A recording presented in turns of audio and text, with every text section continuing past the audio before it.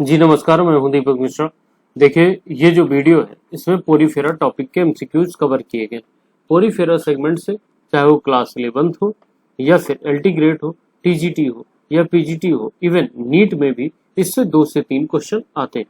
तो चलिए पहले क्वेश्चन से इसकी शुरुआत करते हैं। तो बच्चों, पहला क्वेश्चन है आपका, Porifera are commonly known as. Porifera को हम सामान्यतः किस नाम से जानते हैं?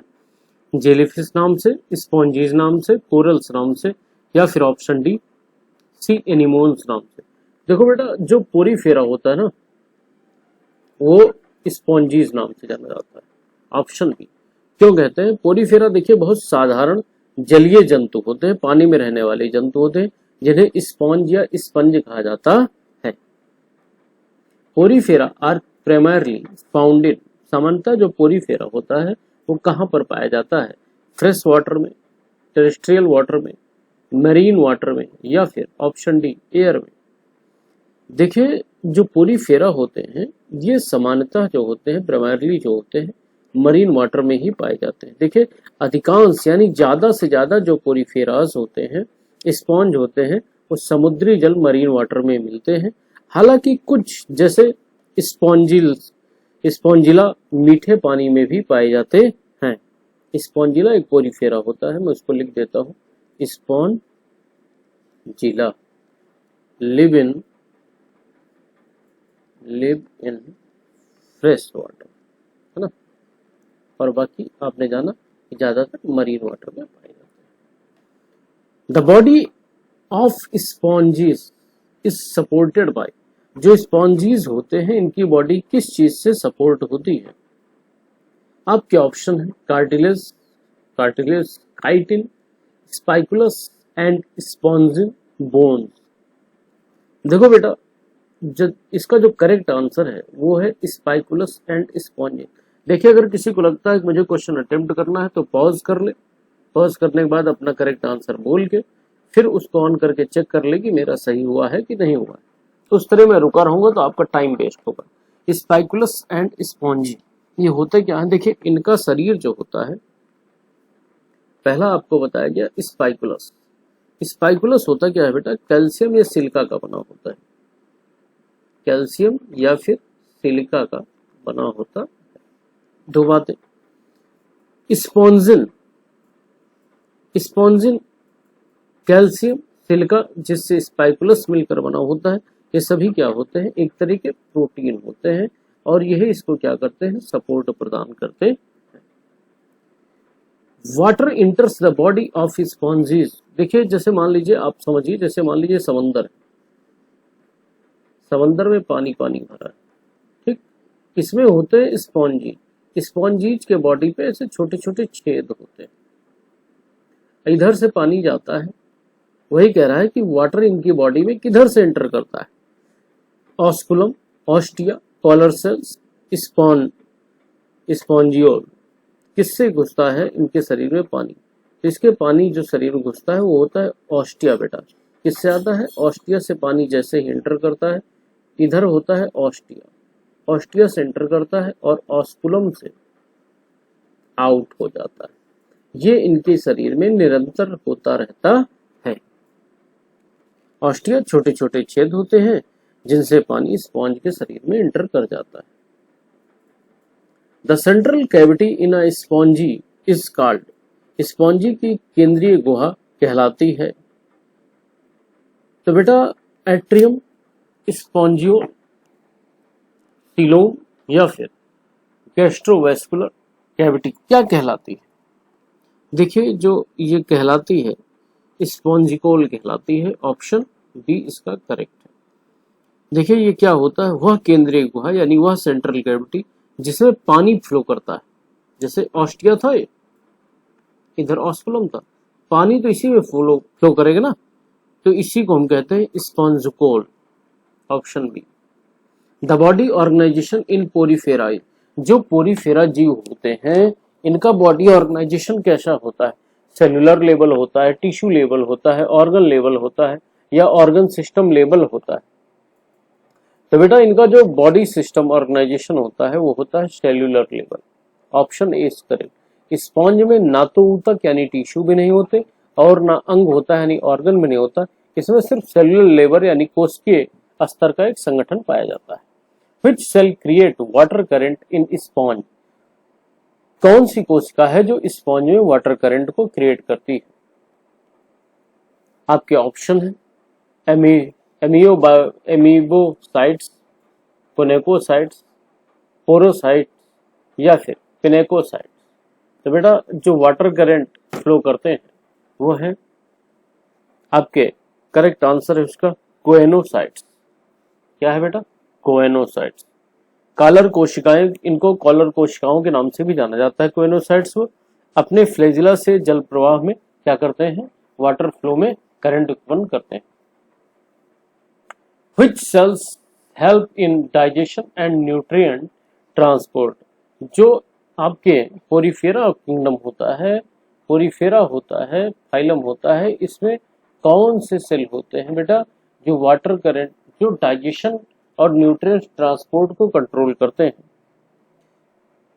पोरोसाइट्स, कोएनोसाइट्स, अमीबोसाइट्स या फिर पिनेकोसाइट्स।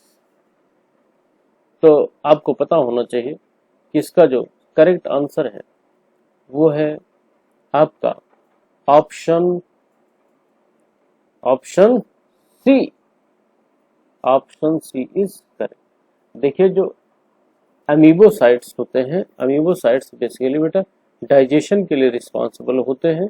देखिए ऑस्टिया से मान लीजिए वाटर इंटर हुआ, वाटर में बहुत सारी चीजें होती हैं, हाइड्रोजन हो गया, ऑक्सीजन हो गया और बहुत ही माइक्रो फूड एलिमेंट्स भी होते हैं। तो ये लोग क्या करते हैं, उस माइक्रो फूड एलिमेंट्स को अपनी बॉडी में इंटर कर लेते हैं और उसमें इनके जो सेल्स होते हैं, क्योंकि इनमें टिश्यू और अंग तो है नहीं, तो क्या करते हैं, जो इनके अमीबोसाइट सेल्स होते हैं वो इनके पोषण और पाचन के लिए जिम्मेदार कहलाती हैं। ठीक, अगला क्वेश्चन है sponges feed by, sponges feed करते हैं किसके द्वारा?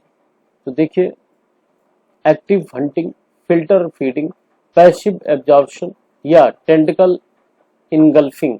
The correct answer is option B, filter feeding. Sponge अपने शरीर से गुजरते समय पानी से सूक्ष्म भोजन कणों को छानकर ग्रहण कर लेते हैं, यानी ले लेते हैं बेटा, और इसी को हम क्या कहते हैं? फिल्टर फीडिंग कहते हैं। अब फ्रेश वाटर स्पॉन्जीज, फ्रेश वाटर स्पॉन्जीज कौन सा है?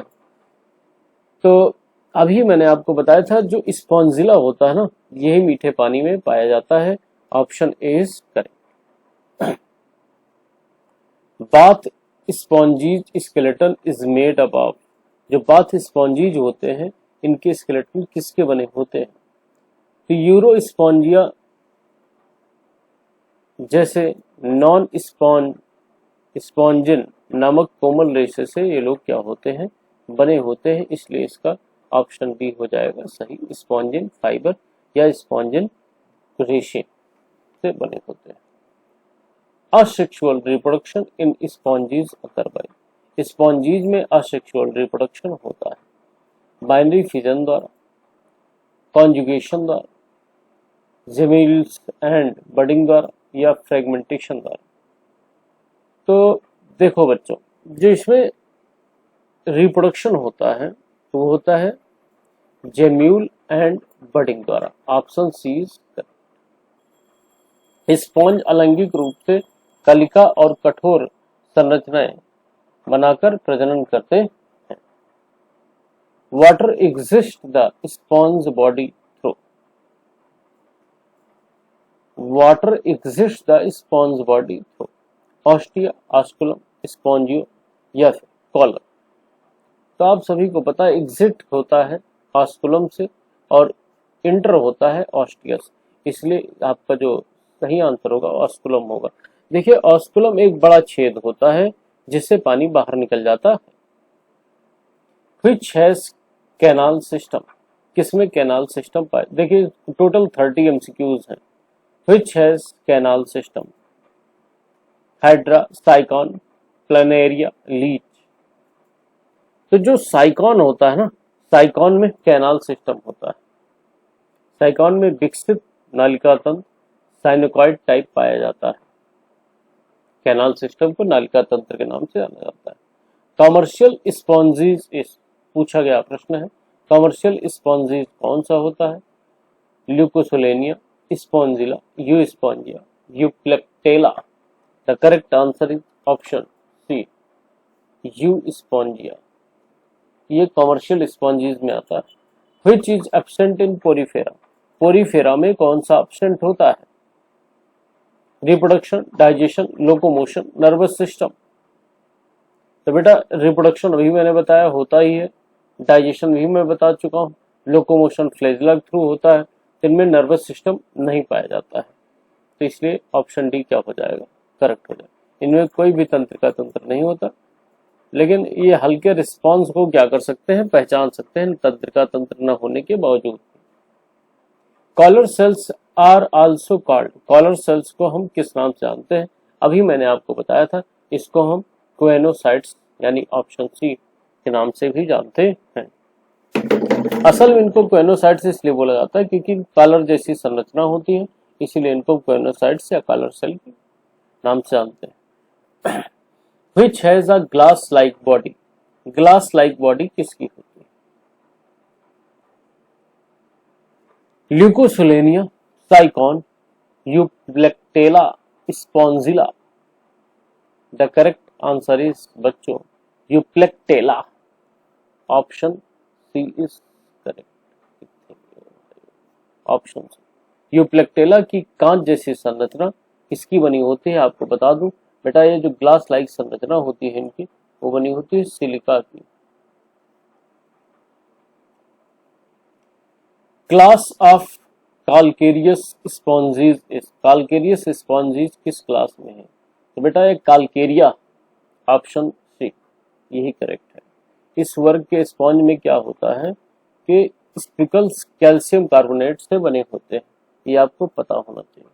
कैल्शियम कार्बोनेट यानी CaCO3 के बने होते हैं जितने भी इस वर्ग के आपको स्पॉन्जीज मिलेंगे।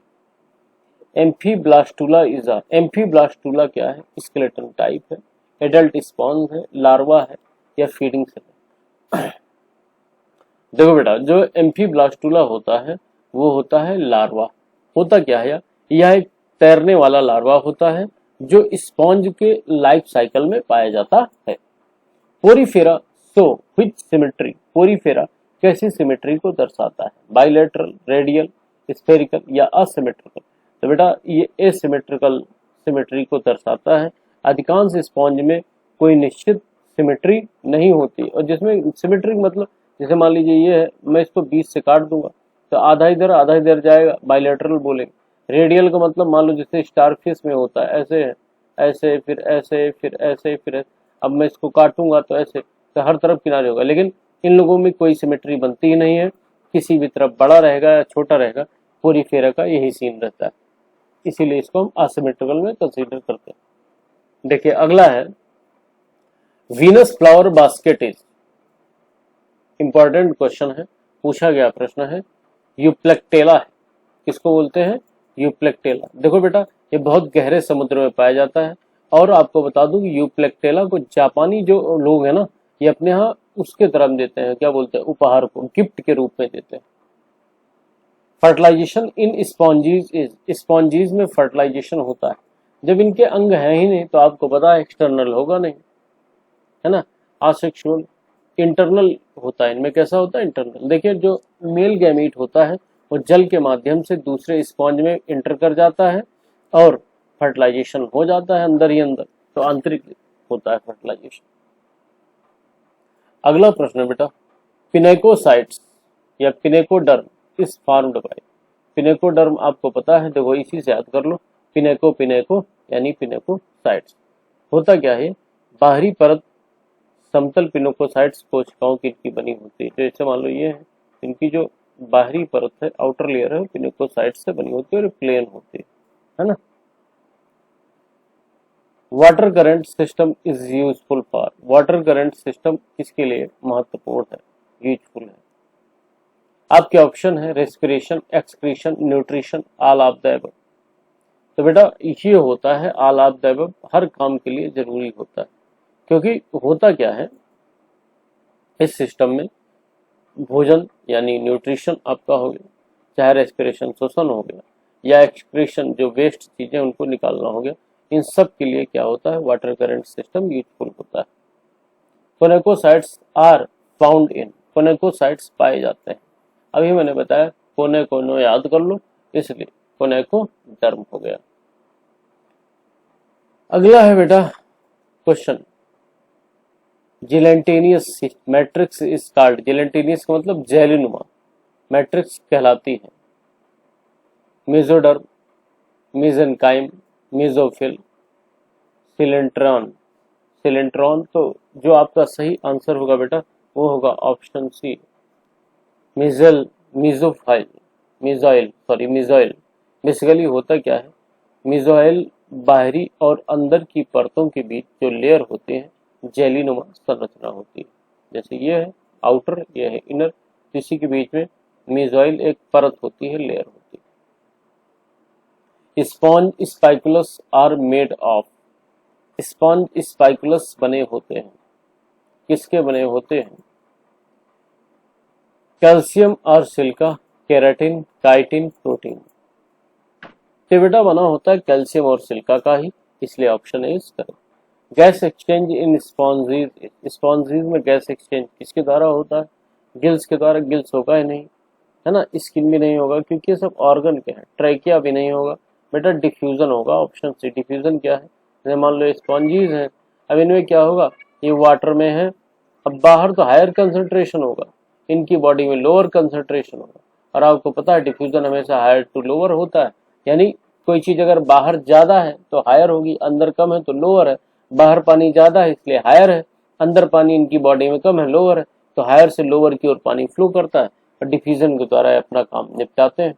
Which lakhs a true coelom, किसमें सत्य सीलोम नहीं होता है, अर्थवार, राउंड वार, स्पॉन्ज या स्टारफिश। देखो बेटा स्पॉन्ज में ट्रू सीलोम नहीं होता है, यानी ऑप्शन सी, इनमें नहीं होता है, यानी वास्तविक शरीर गुहा इनमें नहीं पाई जाती है। Thanks for listening. जैसा भी हो आप बताइए कमेंट करके कैसे लगी वीडियो।